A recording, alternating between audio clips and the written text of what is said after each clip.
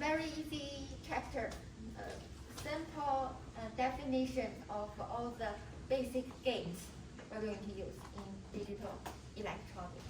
So logic, function, and gates. We have three basic logic functions: and, or, and not. So three basic logics. Everything, imagine all this complex circuit in digital electronics can be built with these three very simple gates. So what are these three functions? So there are different representations for these functions. We have algebraic representation, truth table, or electronic circuit. We are going to see all of them. First, we can use Boolean algebra to represent the functions. Boolean variables have two states in binary, that's 0 and 1. And Boolean operators include and, or, and not. So we use truth table. We were saying a few examples for truth table when we list all the combinations for binary number for 3-bit and 4-bit. So that's the truth table. So truth table defines the output of a function for every possible combination of the input. We talked about the power of 2 to the power of n. So n represents the number of input of a system. And there will be 2 to the power of n different combinations. So that's a quick review. Electronic circuit representation is just a symbol for these three gates. We will see. So the gate can be represented by schematic symbols. So we can draw. We used to be able to draw them using block for design, but now we use HDL code to just write the code directly. So about 7 years ago, we still have this method of draw this, so drag all the components in a schematic. Now we don't even have that anymore because the complexity of the circuit is increased. There's no point of us spending the time to draw all the fundamental components. We can just write HDL code to replace all these components. With a simple line, we can create a lot of complex circuit. So that's why we will learn the HDL code instead of putting the schematics of digital electronics together. So if you are in electronics system engineering, so we would still need to design the PCB, and that is the analog circuit schematic. So we still need to draw it and put everything together using that method. This is a physical layout of the circuit and components itself. So in digital electronics, we can have FPGA devices now. So everything is simplified for us to use the code, code it directly. And it will take over, then synthesize that code into the hardware mapping with the logic gate. So we are now going to draw our circuit from the logic gate. Also in your lab, you are going to learn how to do that. But in real life design, it won't be that way anymore. You learn what the gates are and how to design the circuit using the gate. But in real world, we have millions of gates.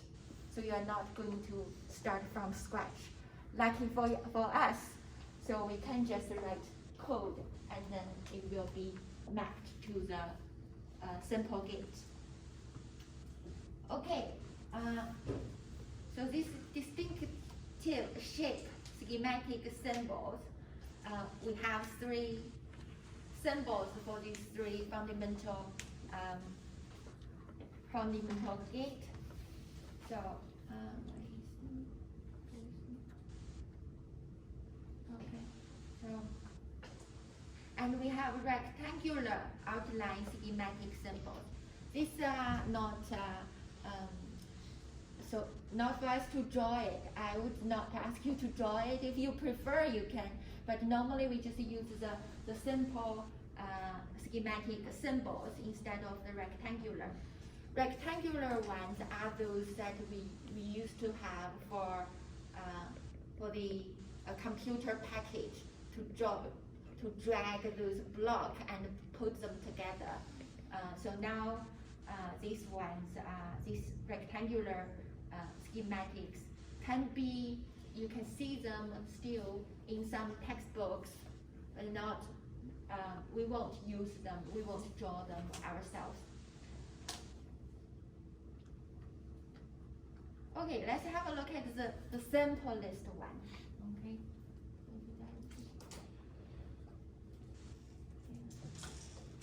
So the not function. One input and one output, and this is the only one. This is so simple with only one input. The output is the opposite logic level of the input. So 0 comes in, 1 goes out. 1 comes in, 0 goes out. It's basically just reverse it. So that the output is the complement of the input, and this is the Boolean representation. Boolean representation, just an overbar of the input. We use this to represent this is the opposite. So output is the opposite of the input. That's a NOT gate. So when we write it in Boolean representation, that is the NOT gate. NOT function electronic circuit, we call it a NOT gate or an inverter. So just invert the input to be the opposite. Okay, so the distinctive shape, the symbol is a triangle with an inversion bubble. So this is the symbol of it. This is when we draw it this way, like a circle. So the bubble always means it's an inverter. So it's triangle inverter. But you can draw the bubble either way. Just it has one meaning, it's an inverter. So this one is not very commonly used anymore. The rectangular symbol. And the function, now we have two inputs, two or more inputs. The simplest version is two inputs. It can have as many inputs as needed, but it only gets one output, no matter how many inputs we have here. It has to have at least two inputs though. Okay, there's no one input and gate. Output is high only when all the inputs are high. So that's an AND gate. All the inputs are high, so we get an output high. Output is low whenever any input is low. And this is another representation of the AND, and it's the truth table. So what is the truth table again? We have to list all the combinations for the input. We have in this truth table we have two inputs, and how many combinations we have? 2 to the power of 2, and that's 4. So and we have to count in binary 0, 0, 0, 1, 1, 0, 1, 1.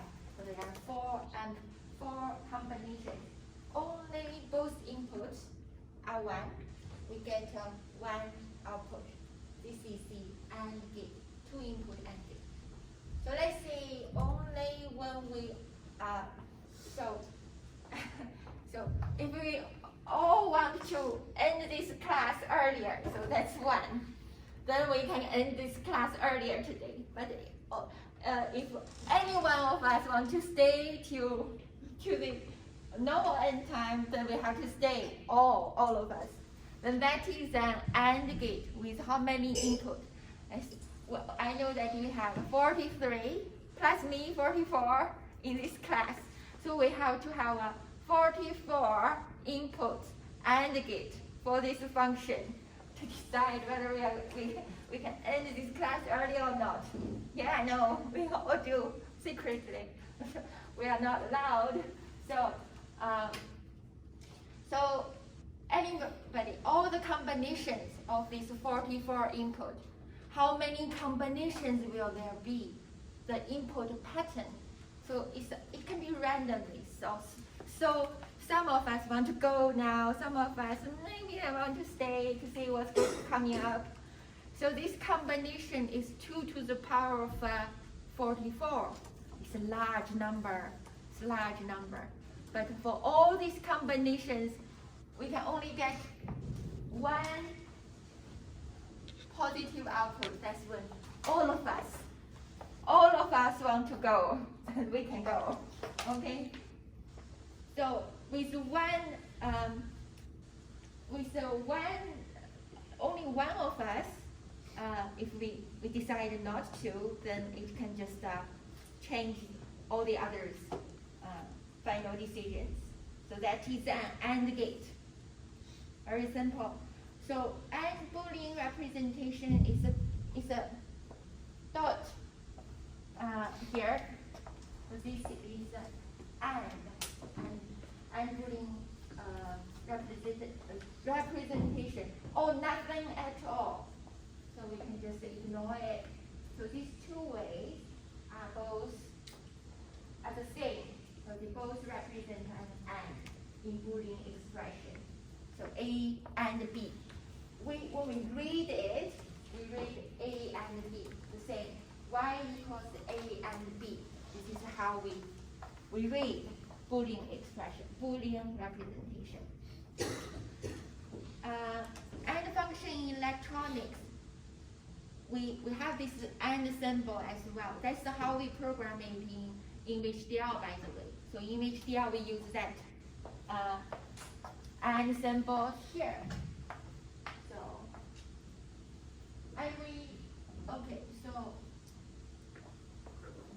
So this distinctive shape, we will see it in a minute.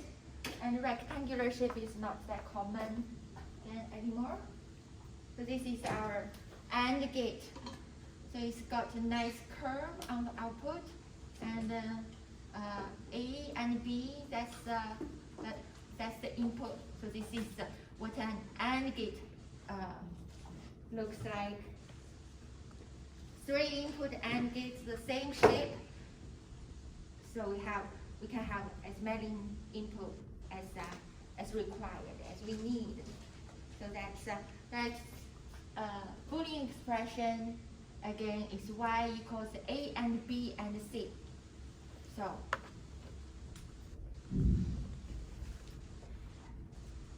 for 3 input AND gate, this is the truth table. We have the only all the inputs are 1. Then we have 1 as the output. Now the next function is OR. 2 or more inputs, 1 output. The output is high whenever 1 or more input is high. Now you're going to like this. If any of us want to go, we can all go. So this is the OR gate. Okay, so it's different logic from AND.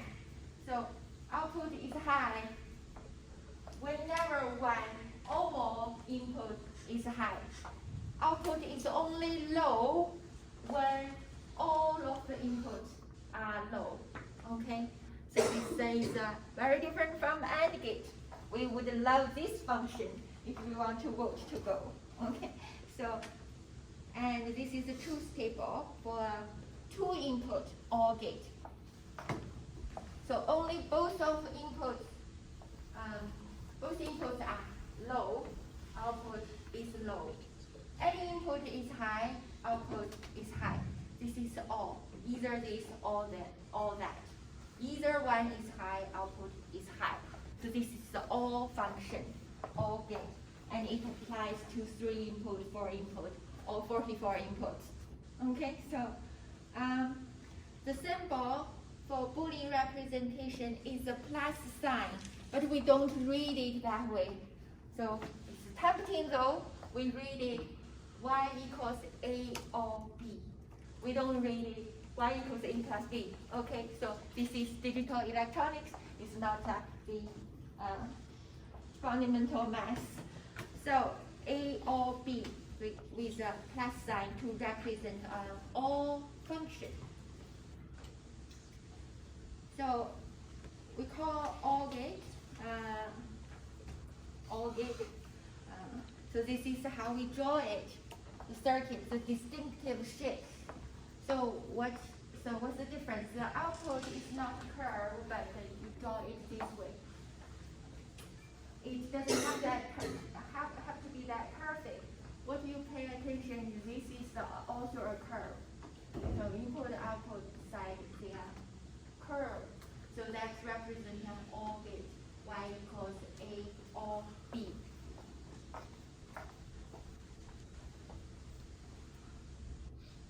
So active level, now we come back to this concept again. So the logic level defined as on for a circuit. When a logic high is on, the signal is active high. When the logic low is on, the signal is active low. So what does that mean? Logic high is on. So hopefully this is this reads like clearly. So when the logic is when logic high is on, that means we want to have the logic high to represent on. The signal is active high. We remember those 2 poses, positive pose, negative pose. The positive pose is, imagine we want that positive, the high, to represent on. Okay, we turn this light with a positive, with an active high signal. That means we give it a high level voltage, 0, 1, 0, 1. High voltage is 1. Then the light is turned on. So that is active high.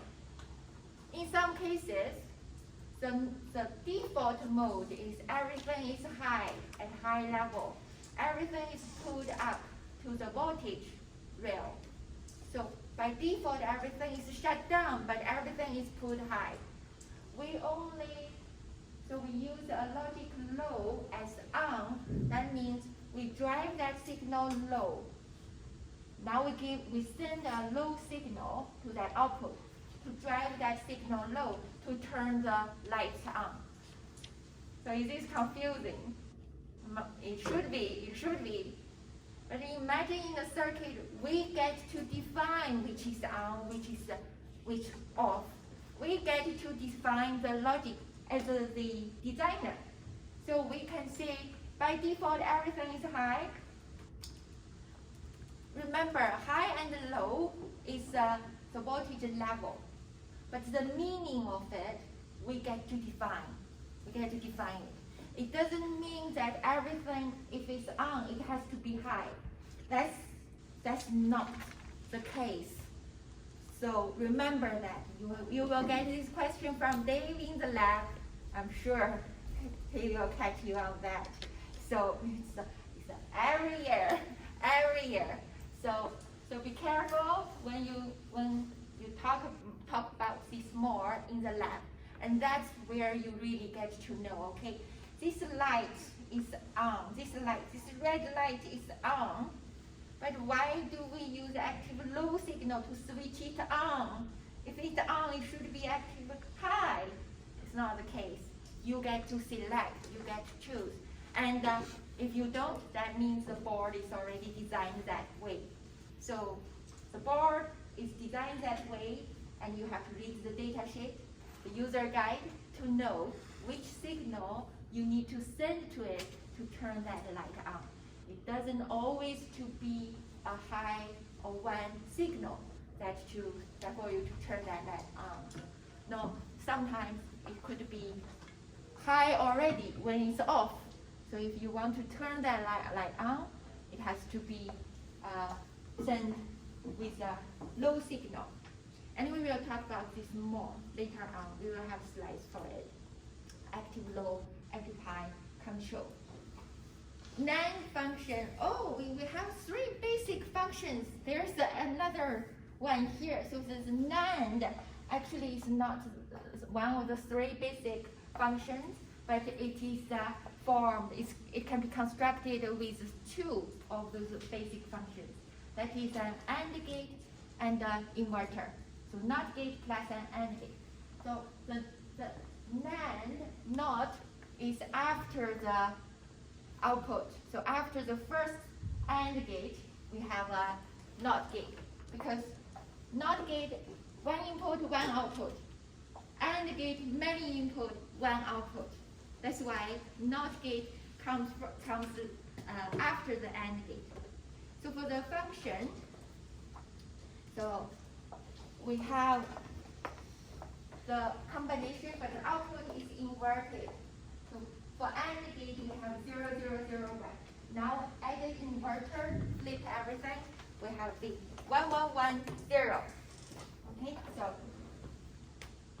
so this is a Boolean representation. We have the A and B first, and the very long overbar on top of them indicate that is a NOT gate applied on the output of this AND gate. Okay, so this is how we call it, and this is a symbol. You see, this is the symbol, the distinctive symbol for a NAND gate. Sometimes we used to get discrete devices of a NAND gate. It is actually the AND gate plus a NOT gate. So AND gate first, NOT come after it. Although this NAND gate has an N in front of it. You have to have many inputs. You can have many input here to the AND gate. Only one output. Inverted is a bubble. Then we have NAND. So this one is simpler, just a bubble. We see that triangle, just a bubble. This is a NAND. Right. So NOR gate or NOR function, similar. So we have an OR gate or OR function added with a NOT function. Okay, so just invert all the output now. So previously we have 0, 0, 0, 1. Now invert everything. So previously we have a 0, 1, 1, 1. Now invert everything is 1, 0, 0, 0. So this is a NOR function. Representation, we have y equals a or b. Long overbar means this inverter applied on the output of the AND gate. So that's NOR for Boolean representation. And here's the symbol. The same OR gate and the little bubble to indicate this is an inverted output. And this little bubble is translated into the long overbar in your Boolean expression. This is our circuit representation, so the symbol. And this is a Boolean representation. And it can be divided into two fundamental gates. OR plus inverter.